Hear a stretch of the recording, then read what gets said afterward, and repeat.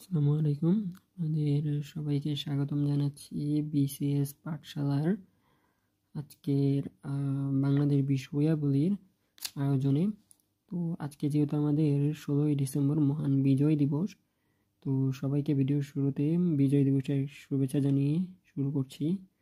তো আমরা আজকে বাংলাদেশের মুক্তিযুদ্ধ নিয়ে বেশ কিছু বিসিএস এর কোয়েশ্চেন সলভ করব। তো চলেন আমরা শুরু করি। শুরুতে আমরা 44তম বিসিএস থেকে শুরু করছি। 44তম বিসিএসে আমরা এখানে দেখতে পাচ্ছি একটা কোয়েশ্চেন আছে, বাংলাদেশের স্বাধীনতা যুদ্ধে কতজন মুক্তিযোদ্ধাকে বীর বিক্রম খেতাবে ভূষিত করা হয়েছে। এখানে অনেকগুলো অপশন দেওয়া আছে, আপনার হচ্ছে 7 জন, 68 জন, 175 জন এবং 426 জন। তো আমরা আগে এটা একটু ব্যাখ্যা দেখি। যেমন 15 ডিসেম্বর 1973 প্রকাশিত গ্যাজেট অনুযায়ী বাংলাদেশ গণপ্রজাতন্ত্রী বাংলাদেশ সরকার মুক্তিযুদ্ধ অবদানের জন্য 676 জনকে বীরত্বসূচক খেতাব প্রদান করেন।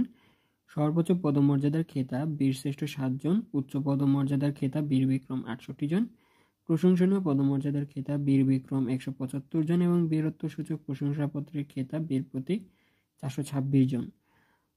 উল্লেখ্য 6 জুন 2021 মুক্তিযুদ্ধ বিষয়ক মন্ত্রণালয় বঙ্গবন্ধুর আত্মস্বীকৃত এবং মৃত্যুদণ্ডপ্রাপ্ত 4 খুনির মুক্তিযুদ্ধের খেতাব বাতিল করে প্রজ্ঞাপন জারি করে। অর্থাৎ তাদের 4 জনকে যদি বাদ দিই তাহলে আমাদের এখানে জিজ্ঞেস করছে বীর বিক্রম কতজন। তো আমরা যদি বীর বিক্রম এখান থেকে একজন মাইনাস করি তাহলে হচ্ছে 174 জন, অর্থাৎ সঠিক অ্যান্সার হচ্ছে 175 জন, আমাদের রাইট আনসার।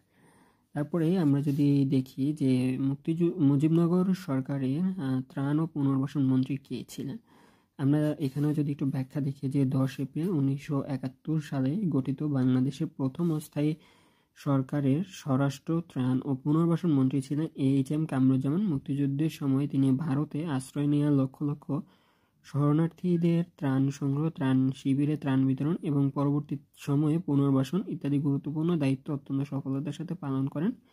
আর এই সরকারের অস্থায়ী রাষ্ট্রপতি, প্রধানমন্ত্রী এবং অর্থমন্ত্রী ছিলেন যথাক্রমে সৈয়দ নজরুল ইসলাম, তাজউদ্দিন আহমেদ এবং ক্যাপ্টেন এম মনসুর আলী। তো আমরা জানি এটা সঠিক অ্যান্সার হবে হচ্ছে এইচ.এম. কামরুজ্জামান। এরপরে যদি আমরা আরও কিছু কোয়েশ্চেন সলভ করি, লাইক যেমন এখানে একটা কোয়েশ্চেন আছে, আমরা জানি যে এবারের সংগ্রাম আমাদের মুক্তির সংগ্রাম, এবারের সংগ্রাম স্বাধীনতার সংগ্রাম জাতির পিতা কবে এই ঘোষণা দিন। এটা আমরা সিম্পলি জানি যে 7ই মার্চে এই ঘোষণাটা দিয়ে থাকেন এবং এই ঘোষণাটা দেওয়া হয় বর্তমানে শহীদ সোহরাওয়ার্দী উদ্যানে 1971 সালে 7ই মার্চে দিয়ে থাকেন। তো ধন্যবাদ আমাদের সাথে এতক্ষণ পর্যন্ত থাকার জন্য।